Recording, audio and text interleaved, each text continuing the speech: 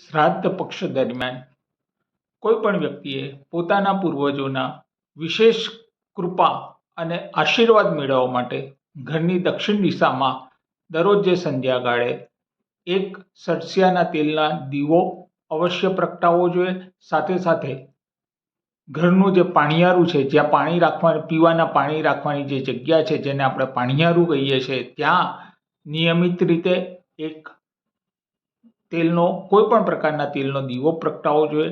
સાથે સાથે આ શ્રાદ્ધ પક્ષ દરમિયાન વિશેષ વિષ્ણુ સહસ્ત્ર નામનો પાઠ કરવો જોઈએ દરરોજે।